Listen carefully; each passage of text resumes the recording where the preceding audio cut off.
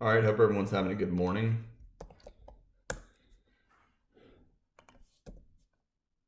So first and foremost, okay, sorry about that. So I wanted to go ahead and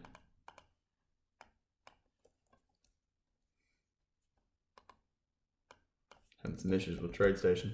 Wanted to go ahead and just show a few things, talk about the perhaps the Globex session. Let me do it like this, just be easier. For some reason, that other workspace will not change charts easily. And someone asked a question about yesterday. Why not show a gap? We had a gap, I believe, on this day, gap up, and they said it was a cop out to just kind of basically say it's always in long, probably going sideways, or because they claim that 20% trading happens overnight, which is probably true. I mean, there's a lot of trading that happens overnight, and the reason I did that was for time reasons. I could talk about the Globex. The more things you start analyzing, the more analysis paralysis you potentially risk taking on. If I'm going to trade the E-mini, let's think about a bizarre example. Should I first go to the monthly chart and say, okay, it's always in long, now I'll go to the weekly and say, okay, it's still always in long, now go to the daily, and then go to the 60-minute, and then go to the 15-minute, and then go down to the 5-minute? Imagine I would never take a trade. I wouldn't do anything. So what I like to do, and this is from Al, is, and there's no set number. You just look to the bars to the left. There's not a set number of bars. It just depends. And I think the longer you trade and the longer you study charts and price action, the quicker, the better you get at understanding, how much context to the left is needed. Like right here on this chart, if I was truly going to just trade this session, I'm just going to wait for the bar to open. Let's look at today, for example. I do want to go back to the overnight session in a second. But if I'm going to trade yesterday's, price action, how would I trade it? Well, I'm going to look at this. This is good enough for me. I'm going to say, okay, big outside down bar. Okay, bar one, in general, 20% chance it's the high of the day. 50% of moves on the open reverse. 80% chance there's a minor reversal in the open. So would I sell here? Maybe. I would not. I mean, it's a strong enough surprise bar. Let me see if I can, I'm trying to, there we go, make it a little more cleaner. Strong enough bar, we're probably going a little bit lower, so you could. But there's always this risk. So anyways, if you had to do anything, you sell. Then you get some bad follow through. Well, if you had to do anything here, you could sell, but you're also at the bottom of a trading range. And what about here? Do bulls buy above? They can, but again, probably strong enough breakout for a second leg down. Then we have this big bar, and Al even talked about it. When you have a bar racing to the bottom, and especially when it's 5 or more points and it's selling off rather quick, it's one of those halt bars. You want to wait for the close because there's a lot of risk this could happen. It's very climactic. So what about now? Well, tight channel. Are we always in long? Probably not. I think this is strong enough we'll get a second leg, but as always, we talked about this yesterday with this bar over here. You may get a 50% pullback and price, retrace down to here. But maybe not.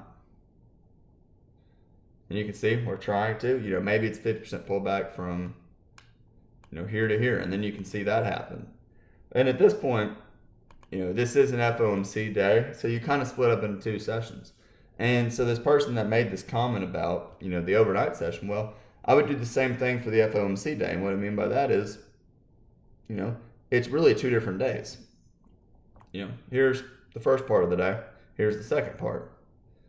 And 1300, always 50% chance the first move on the FOMC report reverses, just like on bar one, 50% chance it reverses. You could buy here, you could buy above this bar. or you could buy the close. But there's a few things you always have to remember when you take that trade, and that is 50% pullbacks. If you buy the close of this bar and you put your stop down here, there's a decent chance, at least 50% chance you're going to get a 50% pullback. Think about the risk. A lot of traders, as always, trading is about math. A lot of traders are going to say, okay, 1-to-1 risk reward from this close to here projects up to there, no surprise. So what is a 2 times risk reward? Probably a better way to say that. A 2-to-1 risk reward. Well, that's all the way up here. That's a lot. That's a lot. Now, instead of buying this close, what if I buy a 50% pullback? Well, at 2 times, I'm going to easily achieve twice my risk. I may get, realistically, 3 times my risk. So, again, that just happens a lot. Got to use a wide stop whenever you're buying that close. And you can see, what happened over here. Well, it's basically 2 legs up. Leg 1, deep pullback, leg 2. Tried to break above the range. We tested the open of the day, didn't quite get to it. And even though I said it's 2 different days, take it with a grain of salt. The open, it really, you want to be mindful and open to the fact that, okay, we may easily get a strong breakout. And if you start to see price doing this, well, you have to be thinking, okay, maybe we're going to close near the open or something. So either way, it's, yes, it's always in long, but I'd probably get out below the bar. Top of a trading range, 3 pushes up, 1, 2, 3. Strong bear bar. Bottom of the range, though. We failed here, failed here, failed here, failed here. What are we going to do over here? We might fail. So, always be open. And I'm going to kind of drag the chart. It's harder. It's kind of a pain to really. It's sometimes a pain just to kind of go bar by bar. Now we have a double bottom, breakout, pullback. It's a reasonable buy above this bar, or you wait for this bar, or wait for this bar. If you wait for that bar, maybe you say, okay, here's the close, here's the low, I'll go for a measured move up. Or you say, okay, probably the first target realistically would be the open to this bar, close to this bar, projecting up. And there you go. So no reason to get out, no reason to get out. I'd probably, I'd get out at 14.30. You're clearly in a buy the close market. It started pretty early. And quite frankly, well, 2 things. If you bought here, price has gone up quite a bit. If you understood what was going on, this is a really big bar. Just look how big this bar is compared to the left. It's the biggest breakout bar of the entire move.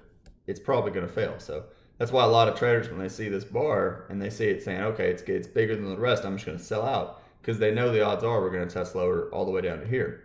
So what you could do, you could sell the close or sell out of your longs on this bar and look to buy somewhere down here. Maybe you buy a low 1 short right here and you scalp out.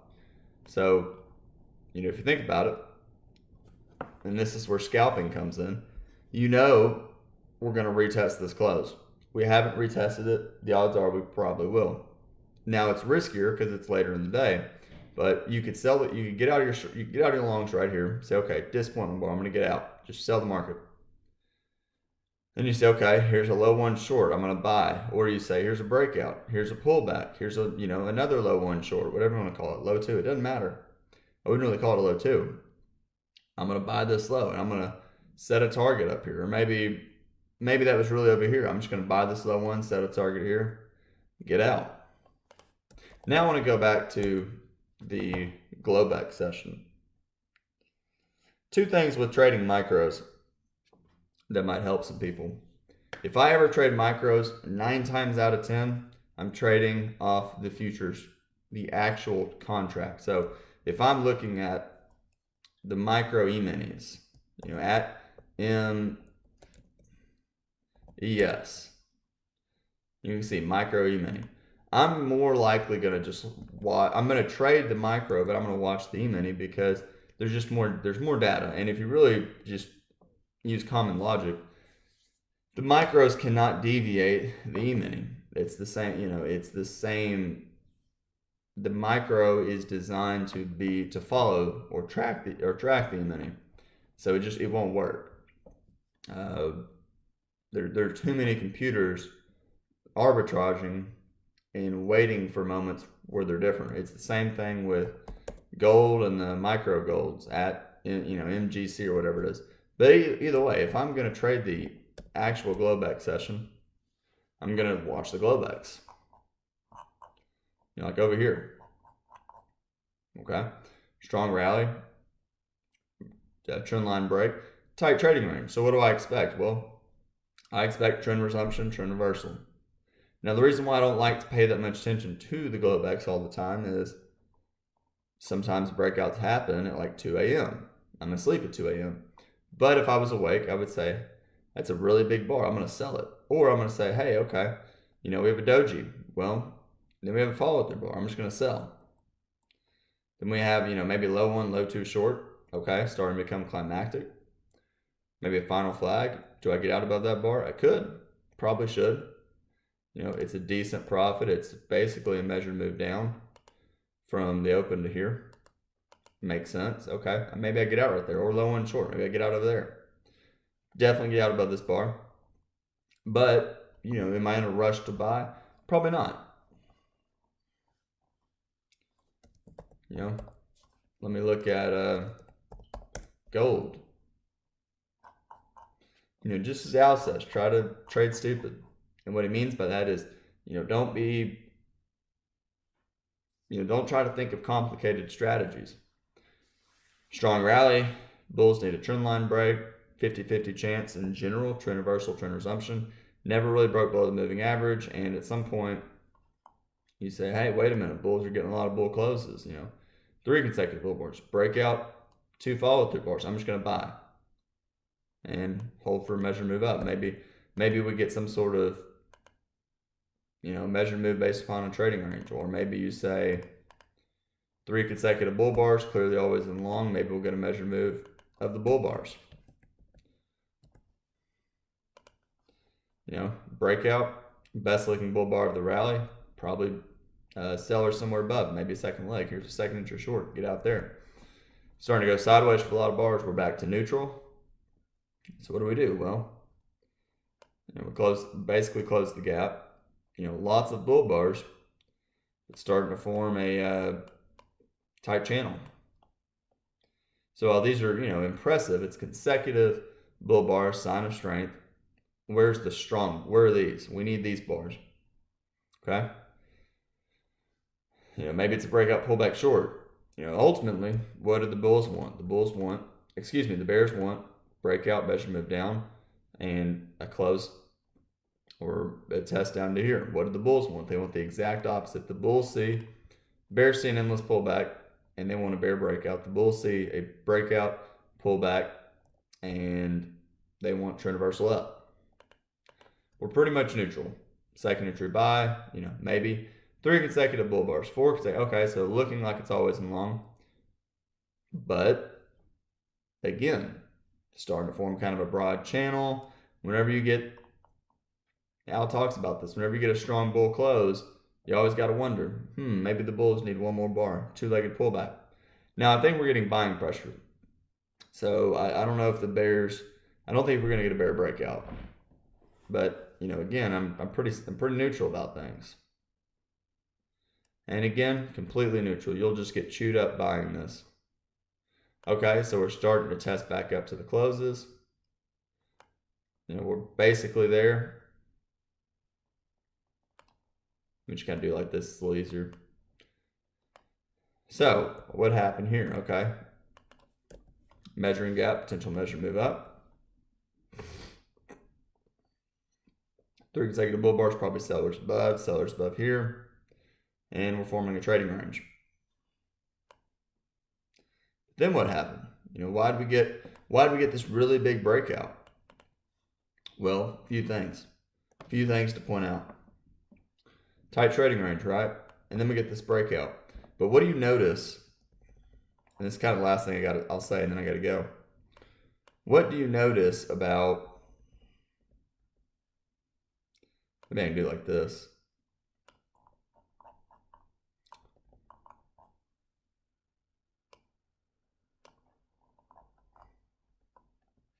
So what do you notice about over here? Look at this close. Look at this close. It's a negative gap. It's subtle. And yes, we arguably closed the gap, but if you really think about it, we only closed it with one bar. So it would have been very easy to get trapped. What do you notice about over here? Same thing. We have another measure, possible negative gap. And I know that the reality is you're going to use this first, but clearly we went above it, so skip that process.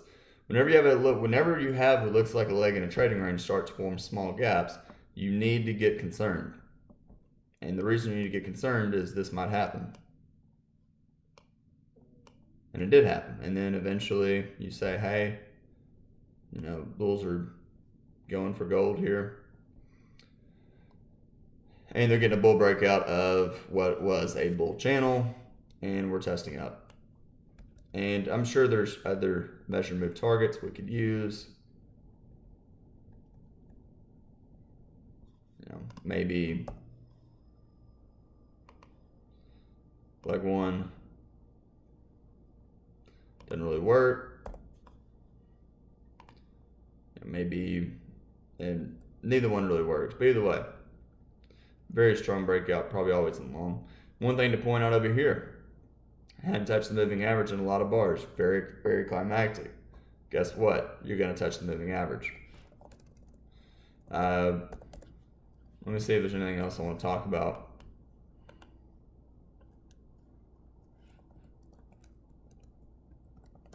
Maybe Apple. Apple had an interesting 5-minute rally the other day.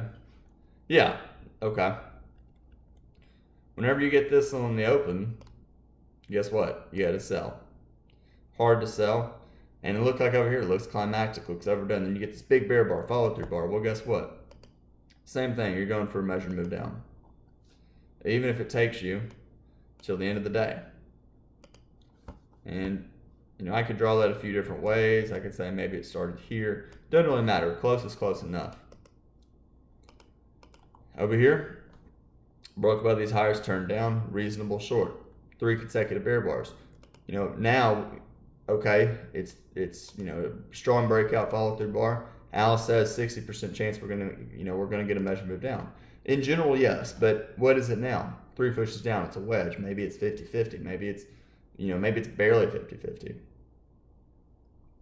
And it's kind of my point. Now we ended up getting a measure move down, but look at the pullback. When it becomes closer to 50-50 and traders become concerned, what do? They take profits and they look to sell a pullback. So if you would have sold a pullback, even a 50% pullback, clearly you're going to make twice your risk. Because here's the pullback. Well, you wouldn't have quite made twice your risk, but still, you get the point. Breakout, pullback, second leg, possible second leg trap, and we rallied quickly. So, just little things. So, hope this helps. Comment if you have any questions. Thanks for watching.